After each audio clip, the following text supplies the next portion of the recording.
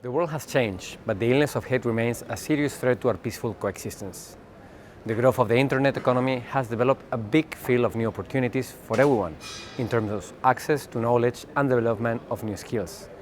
Nevertheless, it has also created a wide space for spreading fake news and suffering new types of bullying or digital discrimination. Within these new venues for harmful content, one of the most dangerous practices our societies are facing is hate speech.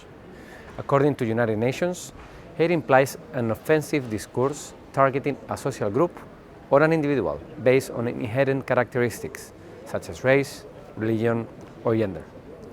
It is by several studies that we now know the severe effects that hate speech has on its victims in terms of mental health, and it can trigger much darker social consequences.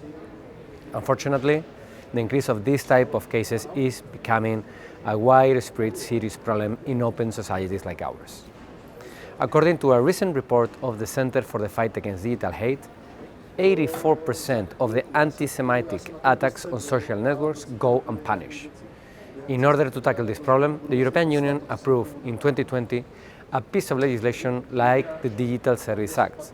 This regulation, which entered into force last week, set out new effective measures for all actors in the online ecosystem to counter illegal content.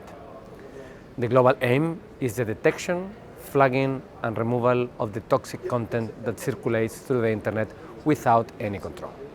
The DSA measures, based on a due diligence system obligations for online platforms, are a great innovative example of political actions capable of implementing the prevention of hate speech and the defense of the fundamental right of freedom of speech.